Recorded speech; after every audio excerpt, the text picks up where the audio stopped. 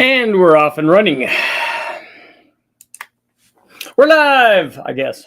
I guess as long as you guys, I'm sure Tim's here. Tim can hear me, right? We are all good. Today, we want to talk about stroker Fords. This is a test I did long ago, actually way long ago. This thing might be, I don't know, it might be 20 years old or something. And actually, I think that the photo that you're seeing there that's probably not the motor it was actually tested on, because this would have been run on the 901 dyno. So that's a stand-in photo, but it was a 392 Ford, and originally the 392 that we used was one that came from the guys at then Ford Racing or Ford Performance Parts or whatever it was labeled back in the day. Came from a gentleman named Angelo, who was awesome with us, and we did a lot of great stuff together. But he supplied that 392 to the guys at West Tech, and then we ran a bunch of stuff on it. I think that motor originally came with, I want to say it was a 282 Extreme Energy camshaft. I think that's what we were running in it. It had a set of GT40X heads, so the aluminum heads. I think that those were already ported by this time. It definitely had the single plate manifold. It was a Ford Racing version of the Victor Jr. that the guys from Edelbrock did. So it was a 351 Windsor version of that, because this was just a board and stroke 351 Windsor. And it, it made decent power. If we take a look at, we'll go ahead and run this stuff through here. We ran it with a Holley carburetor as we normally do. This one was probably a 750. Back then, it was probably a 750 HP. It had roller rockers on it. We obviously did a valve spring upgrade, which we had to do because we had that size camshaft in it. And what we did was we just ended up running the thing with nitrous, and it was just a lot easier to make good power with it. That 392 was used for a lot of tests. I ran a bunch of different heads. We compared the airflow research heads back then, like 185s and 205s, versus both the stock GT40X heads, and then also the ported versions of those that I think that the guys from Ford, let's see, FPS maybe did those back in the day, and they worked, they were obviously worked better than a factory GT40X head, but they were not what an airflow research head was, because we tested those and then the ported ones and then the airflow research heads, and the airflow research heads were a good bit better.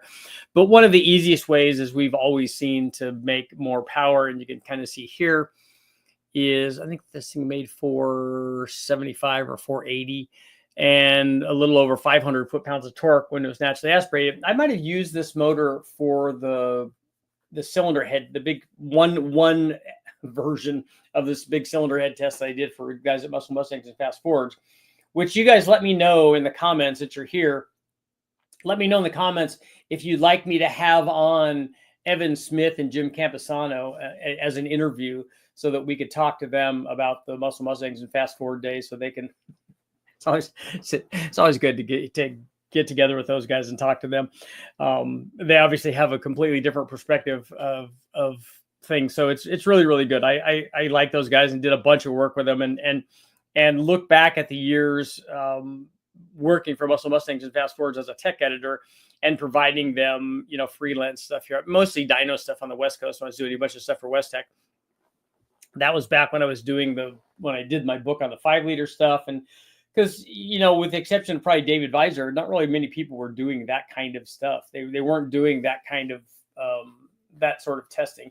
And so they wanted all of that for the book. And so we did a lot of stuff together. I wrote a lot of pages for those guys. And so it's good stuff. And that was a good book. That was a fun time. That was like during the heyday of Muscle Mustangs and Fast Fords. And the book just grew and grew and grew, because at the introduction of the 5-liter Ford, the industry, just especially for Ford performance, just kind of took off. We had all kinds of new, and a lot of companies that are even still in business now, but a lot of new companies entered the market. There were lots of superchargers and turbo kits and heads and intake manifolds and all that stuff. So a huge industry grew out of that, and Muscle Mustangs grew kind of right along with it. So I'd like to have those guys on there. So let me know if you guys would like to see those guys on here.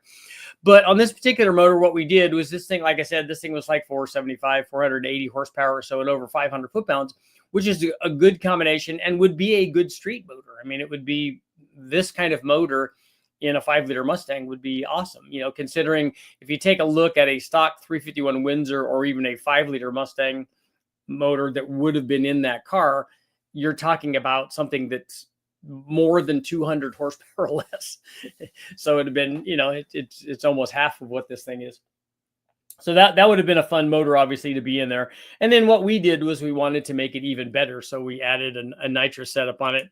You can add almost any kind of, we added a simple plate system because this thing was carbureted. We could have run it fuel injected, which we did. We ran this motor fuel injected as well. But a simple plate system, you know, we added like I think what the jetting calls out for as a 125 shot. Now we normally make more than that because we optimize the setup with the timing and the air fuel, the fuel flow directly to the nitrous solenoid. And we want to make sure that there's enough pressure in the bottle and all that. So we usually do a little better than what the jetting says. And you can do that because the flow rate of whatever that jetting is, obviously, is a function of the pressure that you're supplying to that jetting, you know, via the solenoid. And so all that works out good. And we ended up making over 600 horsepower with this thing. So we added more than, you know, I think we added, you know, a little more than 125 horsepower, whatever, but it did good. And 650 foot-pounds, we activated this thing somewhere between 400 and 4,500, and you get the big spike up. And this thing was nice. It seemed to fall off a little bit at the top. I'm guessing I'd have to go back and look at that actual run and see what's happening. Sometimes we get, I don't know how full the bottle was. Most of the time we like to fill it up so that we know that we have a fresh bottle and then we won't run out. Maybe we got that kind of thing. Could be a pressure drop. It could be a ring thing. I mean, that's not usually a timing thing. It could be an air fuel thing. Maybe it got a little bit richer. Could be, like I said, the nitrous flow thing. But normally what happens is we get nice little railroad tracks going all the way out through this thing. And it works good. But again, then when you're talking about running this motor in like a 5-liter Mustang, that motor with even a simple plate shot, you know, nice power, because a 600 horsepower street Mustang, especially back then, would have been a fairly impressive performer. We did a lot of work with those GT40X heads. I included those in the test that we ran, where we ran all the different cylinder heads for Muscle Mustangs fast forwards, and those videos are up. You could see, I don't remember whether it was part 1 or part 2. I think that the GT40X heads were in part 2. And so you could take a look and see how they did, how they compared. It's not a fantastic cylinder head. You know, it's a good one. It's obviously much better than any of the factory heads. So it is better in that way. And also it's aluminum, but it's more of a middle of the road head compared to Airflow Research or even Twisted Wedge head at the time. And particularly the new Twisted Wedge 11R stuff is kind of miles better, as is a Airflow Research 185. But, you know, back in the day when we were wanting aluminum heads and Ford Racing gave us some aluminum heads, that's a good deal because, you know, let's face it, iron heads, nobody, you know, we did a lot of stuff with them, but iron heads are not the greatest thing. Aluminum heads are and especially if you, like these guys did, if you end up porting them, wanting to port the aluminum heads rather than the iron heads, you know, who wants to spend hours and hours and hours doing iron heads? And then also, with the exception of very few people, it's hard to get a lot of power out of the stock heads. You'd have to put an ungodly amount of effort, and ability would have to come with that too, to be able to get, you know, a ton of power out of the heads. And then you'd have to decide, is all that worth it? I mean, did you put 5 hours into it, 10, 20, 50, 100 hours? How much time did you actually put into it to try to maximize that head? Hey, I can get a stock head or a GT40 head or whatever. I can get it to do what an Airflow Research head does. If you could, that would be amazing. But I want to know how much it costs. And so I want to know if you basically just work for, you know, $5 an hour or whatever to make that happen, rather than just step up and buy the aluminum heads. And then also, like I said, you're putting all that work into an iron head, and it's still an iron head. Even if it flows well, it's still an iron head. An aluminum head's lighter, and it's just, you know, kind of a better choice. But this kind of scenario is normal for, like, when we're talking about the 5-liter Ford stuff, you go from a 302 to a 331 or 325 or a 347 would have been common. On the 351s, this is a 392. You could do 408s are obviously very common as well. But this was a crate motor that Ford Racing sold back then, and we just used it for lots and lots of different stuff. I think back then Westech also got like a 514 big block, and then probably a 351 crate motor as well, and we did a bunch of stuff with that. But you know, they the guys from Ford Racing obviously got their money's worth, because we did. I'm sure I did a dozen or more stories with that stuff. You know, whatever motor they have laying around, I like to try to utilize it and, you know, get in as much as we can out of it. It's pretty good stuff. So we'll run through this stuff again.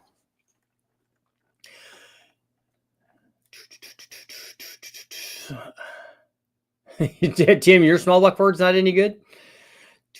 What's up, guys? Jet, Scottish, Winston, Turbocentra. Thanks for those photos, Turbocentra. I'd love to hear that, chat. I subscribe to Muscle Mustangs and Fast Forwards. Yeah, that Evan and Jim are good people. Only there's a way to make a stroker kit that would run on a stock EK. I don't know why it wouldn't do that. I mean, if you had on my Mustang, we had a Pro-Am meter and injectors, and not even any tuning on the stock EK. But it was a slightly lower than stock compression with trick flow high port heads and a ported Cobra intake manifold and a 224, 232 cam and a Vortex supercharger, and it ran all on the stock stuff. It could easily have been a stroker. It would have been fine. Testing the Sentra today, waiting for somebody to shut you down. Yeah. Back in the days, I was like Vanilla Ice rolling my 5.0, which eventually became a 351, but not as catchy. Rolling in your 6.0, maybe you boarded it over or something. Used to read that magazine. Yeah, it was really popular. It grew to gigantic size. So many times I remember Campisano calling me and saying, "Hey, look, Richard, they just gave me 16 more pages. You know, like 4 days or whatever before you have to turn it in. What can you do? What can you give me? What kind of textures?" I said, "Well, I got some that I have for next month, but we could get them ready for this month." And he's like, "Okay, do it. Hurry up." You know, and I would write all day and send him some stuff. So we had to fill all the pages, but that's good because it was, you know, it was so popular that they just had more and more pages. So it was good stuff. You mentioned a turbo that you like better than GT45. Which one are we referring to? We're not ready to release that yet. We actually did testing on, I think, 8 different configurations. And so I'll be talking about all of that when they're ready. Muscle Mustangs is right there. Super Ford was not nearly as big as Muscle Mustangs and Fast Forwards, and I'm sure that if you bring that up in the conversation with Jim and Evan, that they're gonna rip on Tom on his magazine. But Tom is a great guy. Tom is fantastic, and I did a lot of stuff for Super Ford as well. Are there any magazines worth looking at today? I don't even know what's out there anymore. I thought that when the whole Motor Trend and Discovery stuff happened, I thought that they kept Hot Rod, which that probably is worth it. Is there a small buck Ford Big Bang in the works? I don't have that in the works right now.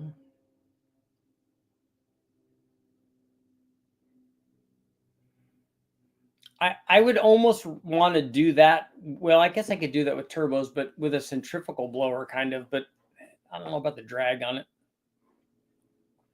As long as we could get boost with RPM relative to RPM, we would probably be okay. I think it's the torque that kills it. And if we have, 1,000 foot-pounds of torque or whatever on a small block Ford, I just don't think it's going to last.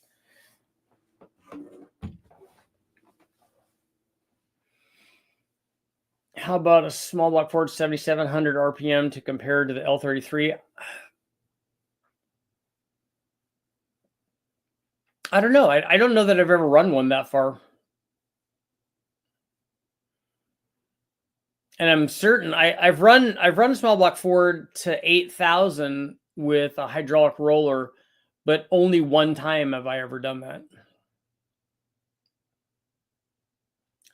Well, who knows? We'll get a new Ford Revolution with a Godzilla. I don't think that's going to happen. That motor is just not available in enough numbers to ever be like an LS. or like a 5-liter. Thanks for the recommendation. Even the free magazines I got from the machine shop were just ads. Yeah, some of them are like that. I just don't know about this stuff anymore. I haven't written a story for a magazine in a long time.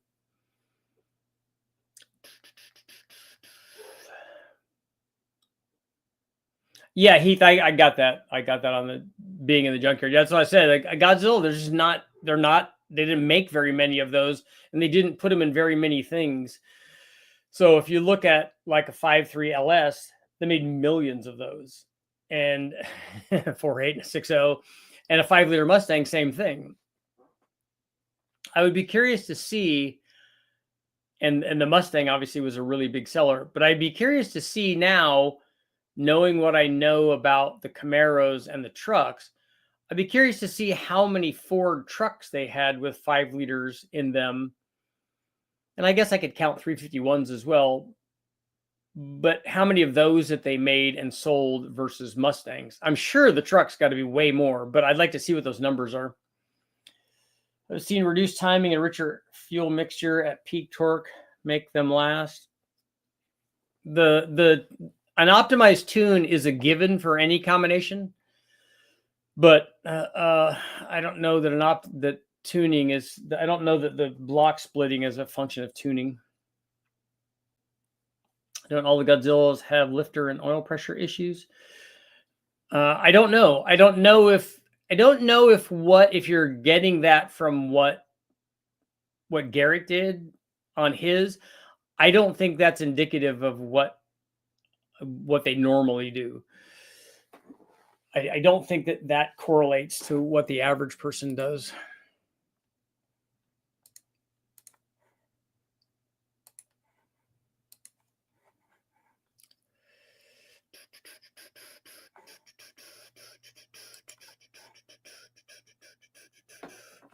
That's like saying all Cleveland's had oil issues, or that all Buicks, like 455s, did, or what are the probably an Oldsmobile had some sort of weird issue too, that they're all like this. They're not all like that. They sold a lot of them, and a lot of them ran just fine, just perfect.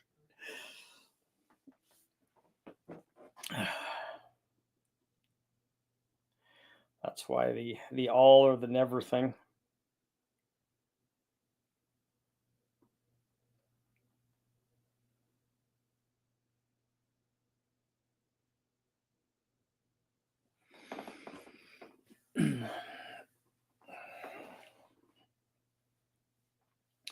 Why do guys swap Chevy engines into Fords when they can make killer power with a Ford? Usually because it's a lot cheaper. If you take a small block Ford and take it out and put an aluminum LS in, it's a better motor. There's no doubt about that. And it's lighter. And it's less expensive to do. I wanted to buy a Coyote Gen 2 for the engine stand, but they're still around $3,500 to $4,000 at a local junkyard.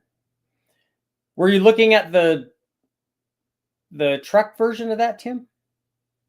Electronic boost control would make it happen. Easy to ramp and boost over doing a centrifugal blower, pulling at the cranks now. Yeah, I don't like that. But like I said, if we can do it, I think we could do the boost control versus an RPM input, and then that could, I think, get us kind of where we need to go. I think that's what hurts the rods, even on the big bang motors. I don't think it's RPM. Edelbrock Holly has a swap kit for them that apparently changes the oiling and front drive for swaps.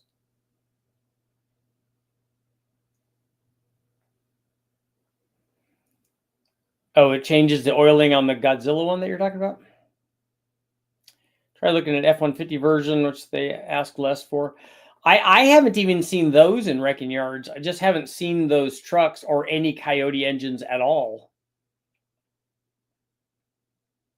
Turbo Centra, that happened pretty fast.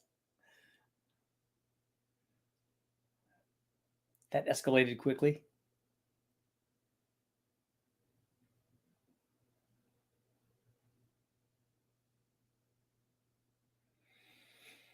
You'd think if the factory had given the endurance testing and stuff that they do, that if they had a oiling issue that it would have surfaced.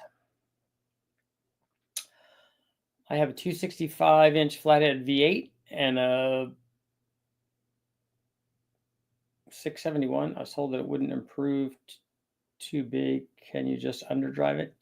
Yes, a supercharger on anything can improve the power. The 671 is a little on the big side for that kind of motor. Is there a flathead intake manifold for that? And yeah, you could just spin it slower.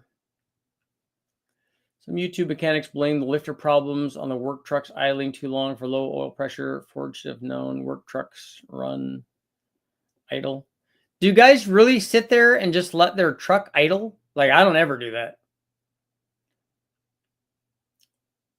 Aaron, no, I can't have a pole on this one. The F-150s are just reaching the rusting out, entering junkyard age. Okay.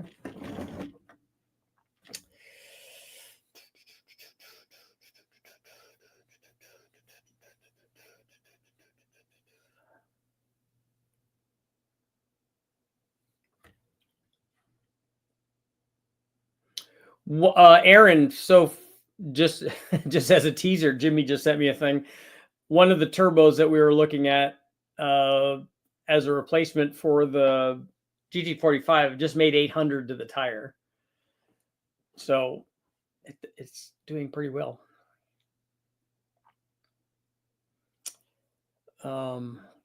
What's my poll going to be here?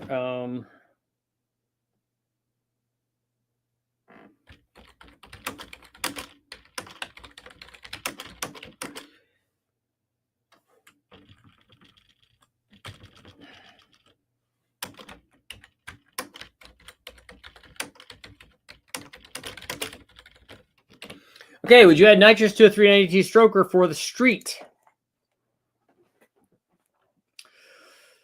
Can't wait to swap my LY5 out for an L92. Hoping to run 13 O's with a cammed L92.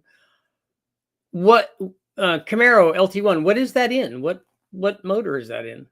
I mean, what car is that in? Because a cammed L92 can make a lot. I mean, you could make 500 or 550 horsepower with that with the right cam in it. Oh, I didn't do that as a poll. Oh no, I can't have a poll. All I can do is ask a question. I forgot. We're streaming. Only place to get warm or cool for most guys on jobs. Oh, so that they sit there and idle it so they can have the heater on or the AC on. I'm priced out right now, but I'll wait. No nitrous, Silverado crew cab. Okay.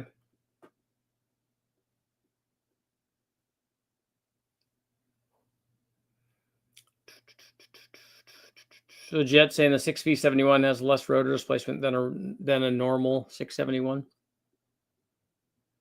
Never installed nitrous. Curious if my junk would hold together with it. Instant torque while it sprays. It is great. I mean, even if you just start out with a small shot, we've put it on lots of stuff. Even before I knew anything about anything, we put it on stuff and just beat the snot out of it. It was a lot of fun.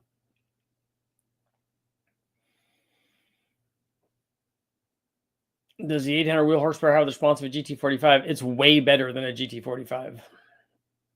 Now, the 800 wheel was on a smaller motor, but still, that's a lot.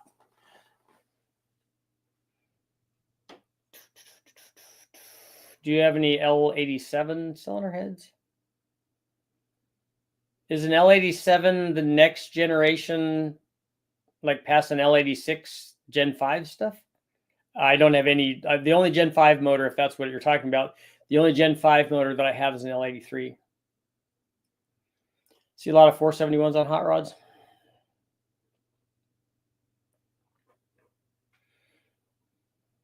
Yeah, 471 seems more like a properly sized blower for a flathead. Although even the smaller blowers now, because a flathead's not going to make very much power. I mean, even if you put an M90 on a flathead, it would be enough to support most flatheads.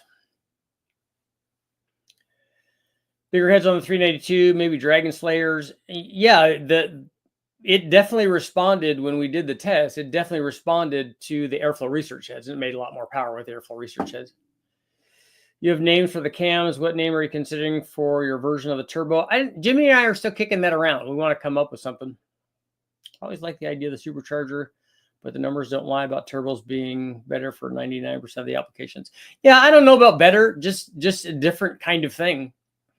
I mean, I don't think you're going to get anybody that has a blower on their car, a ZL1 or any LS9 powered thing. Like, you're not going to get any sort of immediate response like those things have with a turbo. We can get pretty good response now that we've scienced this out. We can get pretty good response, but it's not going to be like a roots blower. My dad and I bought L92s that have appeared to be very carbon heavy, not unusual. Oh no, an L92 shouldn't have that problem. You see this quite often with junkyard LS engines. Where is the carbon at? Is it in the heads?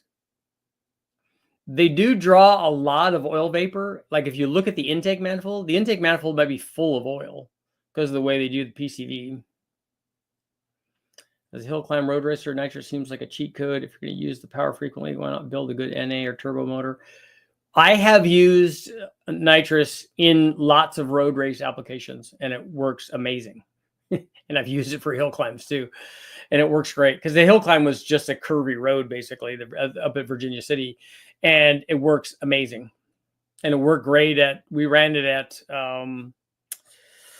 Willow Springs, ran it at Las Vegas, ran it on an oval course. I mean, ran it. It's just more power, and every driver wants more power.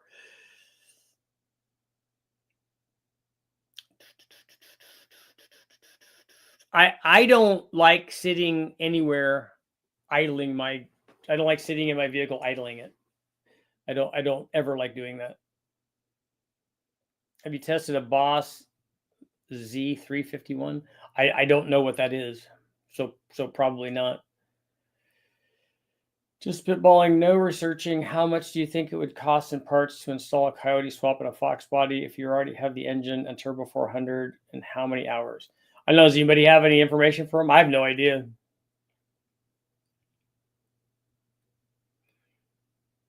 I don't know about swap costs. The spark plug had a bunch of carbon on them? Yeah, I mean, all of that stuff's going to burn. It can leave deposits. I wouldn't worry about that. We've taken stock plugs out that are like that. We usually just clean them and put them back in and run them, and they work fine. But even if you change the new plugs, it works good. Just run some water injection through it. And by water injection, I just mean spray a bunch of water in there while it's running, and you can clean a lot of that stuff off. I have almost 7,000 idle hours. Yeah, that's so bad for a motor. How do you know your ideal parts list to build your project? It isn't easy. It's actually a lot easier than you think. What most people do is over-evaluate it rather than just getting it done. So it's making the power that you want to make is actually very, very easy.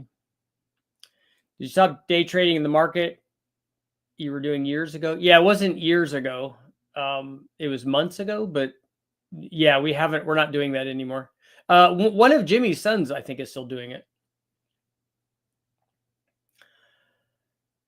Thought the Coyote and a Fox require steering and brake booster mods in order to fit. Coyote swaps costs lists are everywhere on Google and YouTube. So Mustang Chris is saying, hey, you can just go take a look at that and see.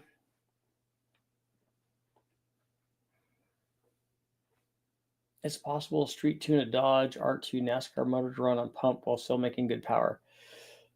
I think that those would be a terrible street motor.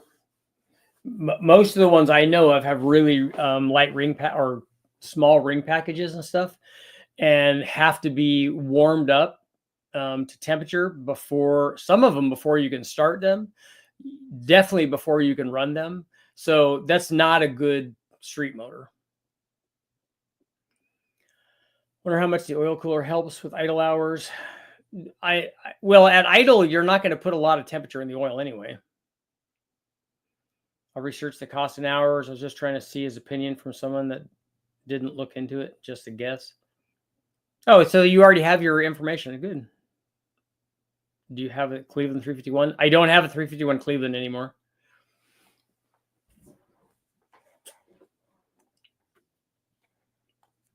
I don't have the Boss 351 that we ran.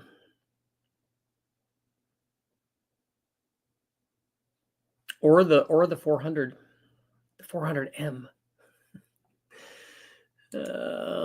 Just M and people all over the place.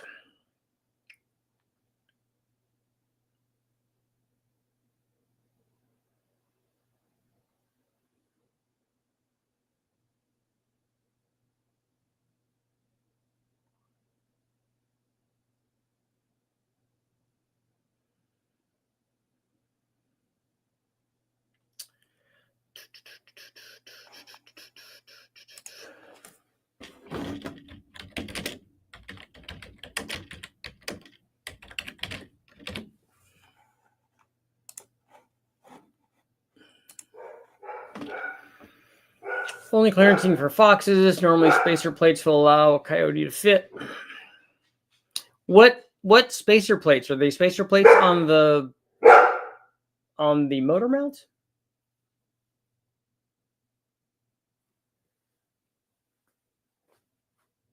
Why are you barking? There's nothing out there. There's nothing exciting happening. Although it is nice. Don't most modern heads outflow the old Cleveland stuff, even the Enforcer Skip White stuff? None of the as cast heads that I know of flow 275, which is what a Cleveland head flows. A lot of the CNC stuff does. Some of that stuff will go more than 300. So you have Windsor heads like Airflow Research 185s or 205s that will flow more than Cleveland does. And then also you'd have to look at, even if they flow the same, do they make the same power because of port volume and exhaust flow and chamber design and all that stuff. And I think that there are better now aluminum Cleveland heads available to replace that. What's the deal with a 351M? I've seen people say it's more like a truck motor. Don't know about classic forwards. I'm from Europe.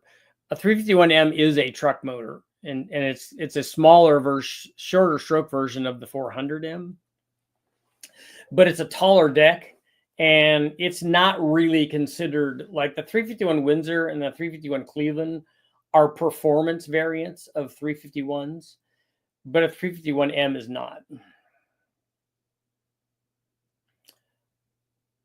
Both rag joint and K-member engine mounts are in a different place, but you can use 6-cylinder Fox K-member to clear the mounts. Okay.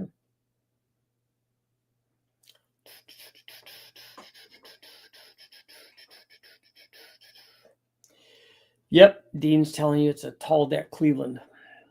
That's why a 400-inch one's good. I would never put together a 351, but a 400-inch one with Cleveland heads on it, especially aluminum Cleveland heads, is a good one. Oh, what are you doing? How are you doing? Hello. Hello. Oh, hello. Where's your brother at? How is he sleeping? Hello. You want to come up and say hi? Come here. Get up here. You're not going to jump up? Okay.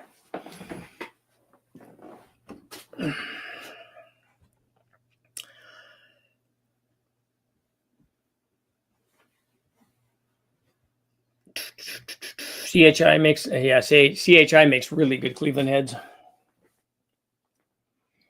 Love to have 400M that you built a few years ago. It was good. Yeah, that one did good. I think there was a lot more power to be had had we had a decent piston in that thing and had it not be low compression. And if we would have just done all CHI stuff on it, it would have been better. Found a Ford Fairmont sedan with a 351M and had no idea what it was. Okay. Is that like a mid to late 70s version of that?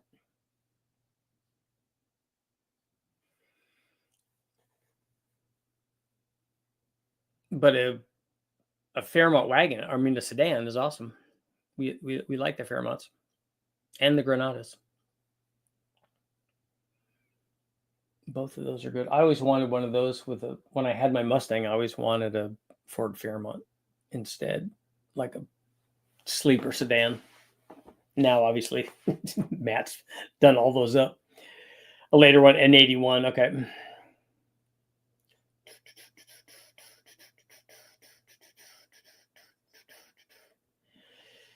Do they ever put those in stock ones? Heath, did they ever put which one in stock?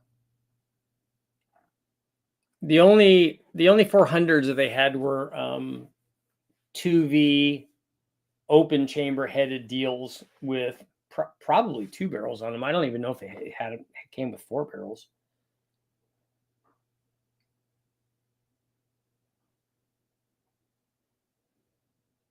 Let's see. Hopefully. Oh, okay. All right, a C5 Corvette. What do you got? Cool.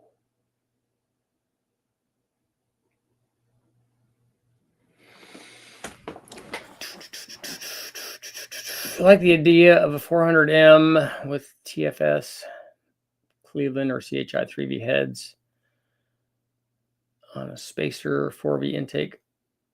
I don't know what prices is. 650 pounds becomes 470 pounds, same weight as a stock 5-liter.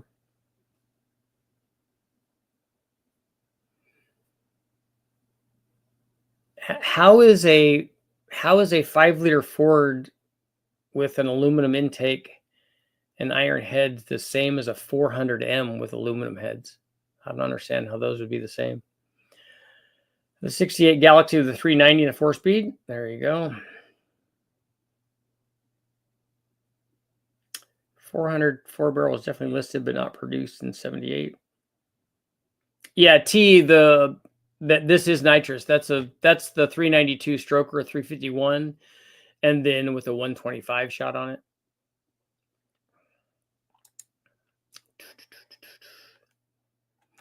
The last 400M I saw was in a hay truck 400 or 30 years ago. I do see those occasionally in the wrecking yard. And then you have to check and see. I just look at the plate, the ID plate, and see if it's a 400 or a 3 or a 351. Because a 351 I would not get. I would not even take that out of a wrecking yard. But a 400, it's a big motor, so it's fine.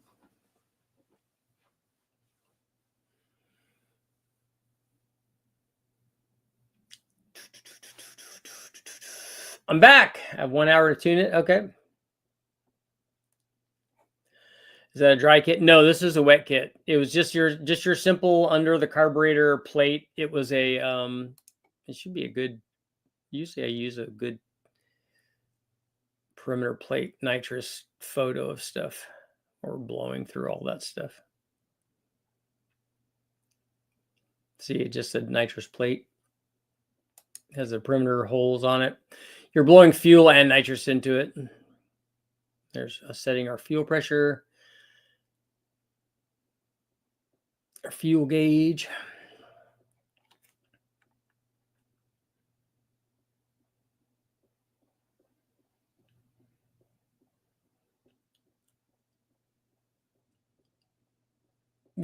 Turbo Central, were they saying that that's what your car sounded like? The Richard Teslas was no dog. Yes, it was like 560 or 570, something like that.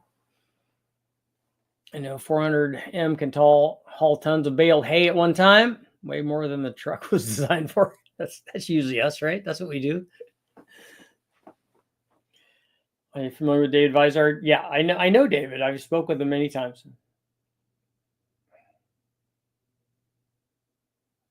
You know that his method for doing that really is based on a small block Chevy.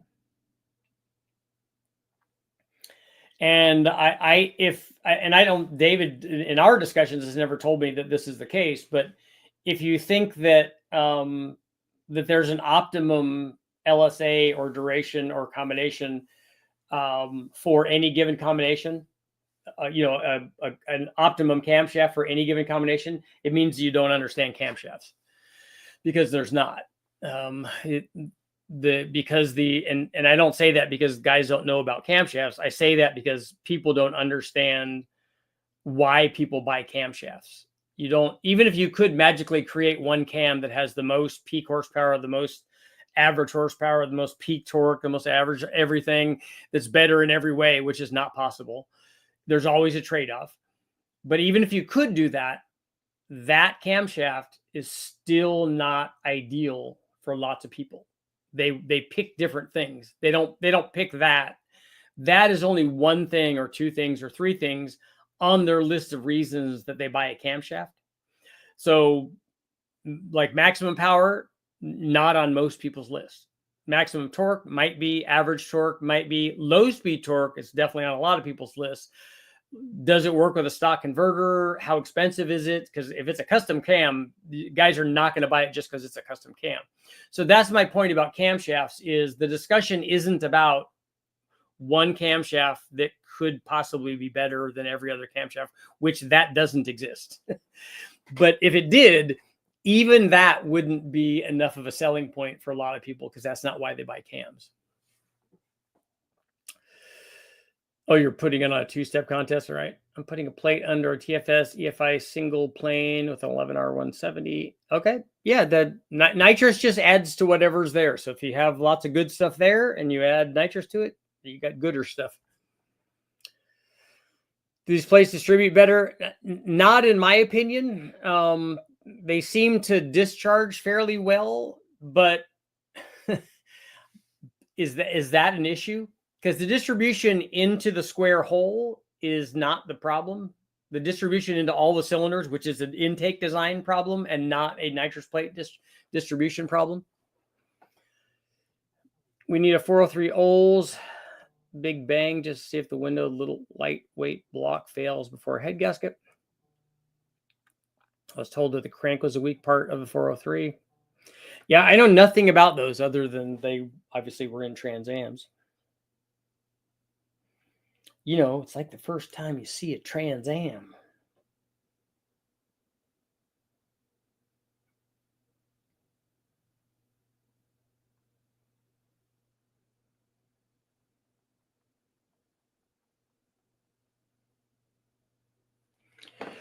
There.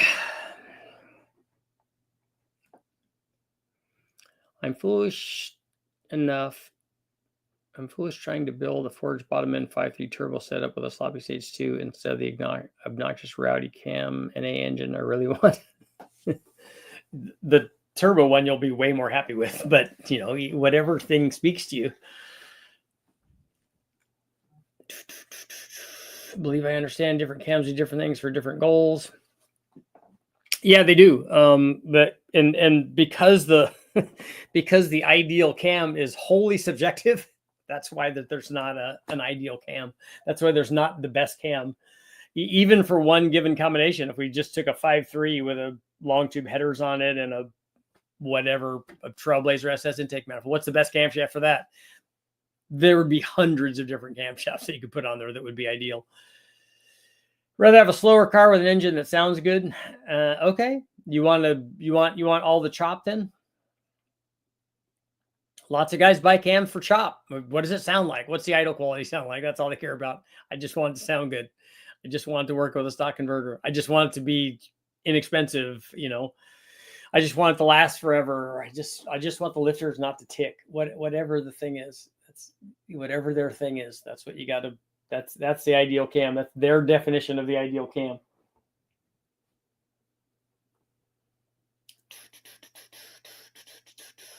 You like twisting motion? You like the mega torque? Mega torqueness.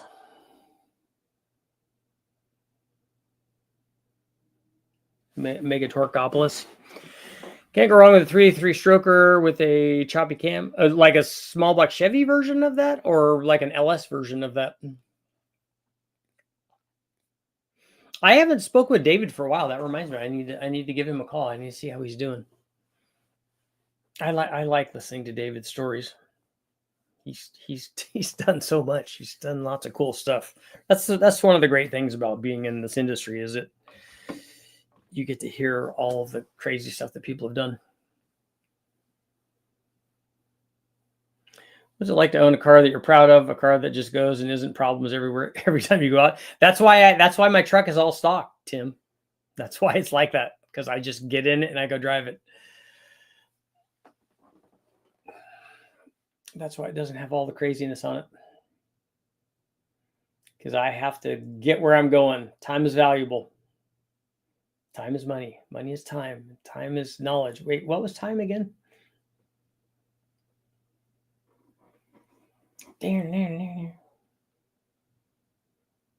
Bruno's out.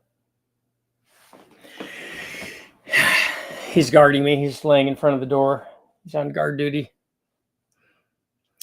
My question is about one of your last streams. Why are turbos with variable geometry not common in gasoline engines, but on diesels? Does it not fix the problem of response, bottom end, and power at the top?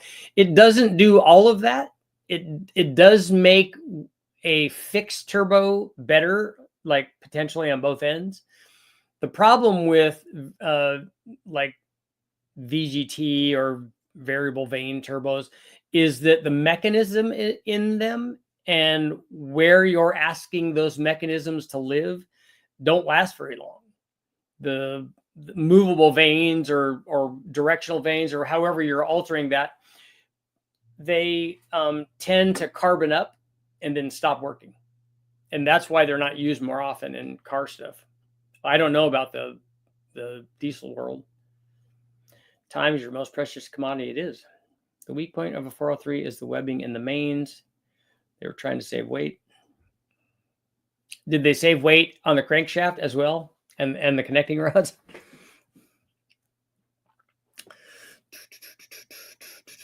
I don't know why a turbo would be different, because it's still a bad environment with all of that heat. Stock is usually the most reliable and resale. Yeah, I'm never thinking resale on my stuff. I'm just thinking use, but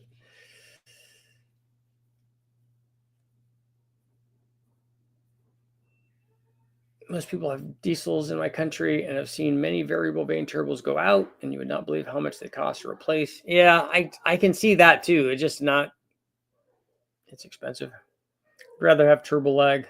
It's like a fun surprise every time. I think about resale. If you're building a car and fixing it up or whatever, that you can only sell that to another person that thinks that the thing that you thought of is also great.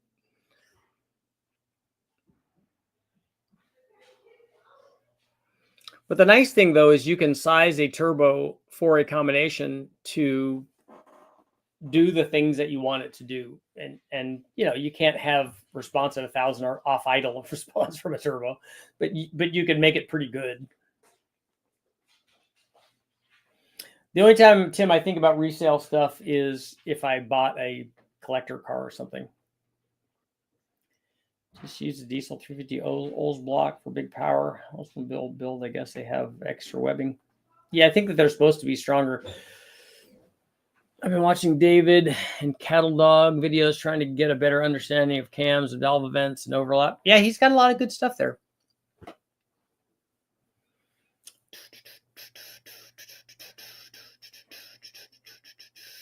They're teaching you their perspective, so make sure that you go, you know, look at it. Any sort of problem, if you look at it from different perspectives, you get a clearer picture of what's going on. Trying to pick up some 5-year CDs that pay 4.3% with monthly distributions for some pizza money. I like weird stuff, so I've given up on resale. I want to Dodge St. Regis. There you go. I know the guy, Ben and Brian from the Car Farm, they like weird stuff too, but and especially Ben, he likes stuff that he just wants to go out and do these road rallies with them. Which is, again, you got to do the thing that you like, the thing that speaks to you, man. That's important. I like riding my GoPed over to 7-Eleven and a Trail 90. Go into a 1050 Dominator with an adapter on a 489 with a Victor 454R. Going to Nitrous plate system. Should I go above or below the adapter? Well, I don't think that the amount of nitrous that you're injecting needs the 4500 plate. I mean, is the plate that you have that you're putting on there, what is it? Do you have both plates? Do you have a Dominator plate and a 4150 plate? So whatever plate you have is going to dictate the position of it. Otherwise, it's not going to make a difference. It's only weird to someone else. That's right. If you factor in your labor, resale goes out the window. Yeah. Nobody does that though. Oh yeah, I bought this for 1200. Yeah, but you put like 3 years for the labor into, or 5 or 10. Nothing more fun than driving a slow car fast.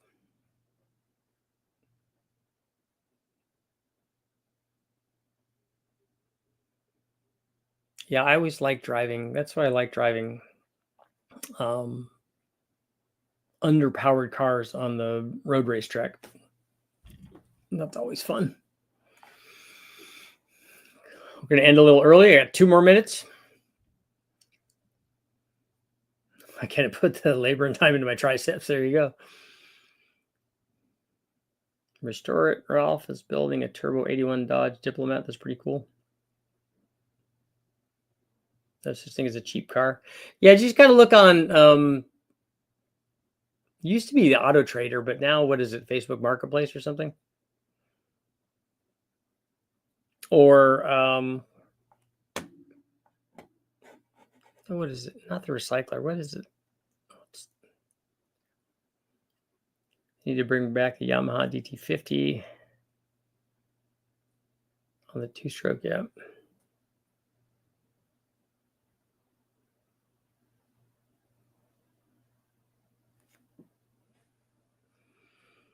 Mustang Chris, I'm in a teaching group for the stocks. 4 to 5% every day. That would be nice. You need to teach me how to do that. We can't get information from one source. Everybody's experience is different. I always love the videos, wisdom, and interaction. Yeah, and if you take the example I always use when I try to explain this to people is that when they decided that they wanted to, the Manhattan Project, when they decided they wanted to build an atomic weapon, that they didn't get just one smart guy. I mean, Oppenheimer, I think, was kind of in charge of the group. They got lots of really sharp guys. In fact, as many as they could, because everybody knows different things. It's not one guy knows this much and then another guy only knows this much. That's just nonsense. It's everybody knows different things, and you get a lot of sharp guys that interject different views, and they're like, oh yeah, if we did it that way, we could do this and that, and so that's how things like that get done. And every problem should be viewed by more than one person. I'm working on my CT90 125. There you go. The big block CT90. I mean CT70. 125 would be a good one. The good old TNA and oil 3X funds. The Manhattan Project used a lot of American silver supply to make those things.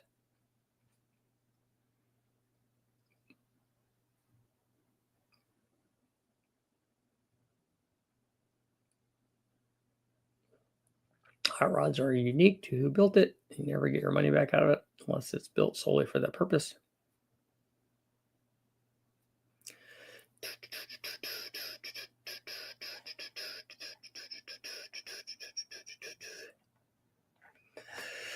One more minute. 1 minute warning. I'm watching the clock. I'm watching the seconds tick away.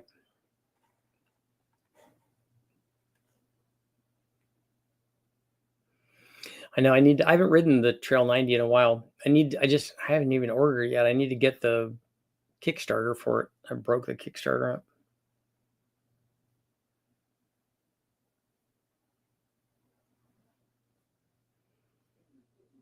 Built Foxes used to be 10, now they're 20.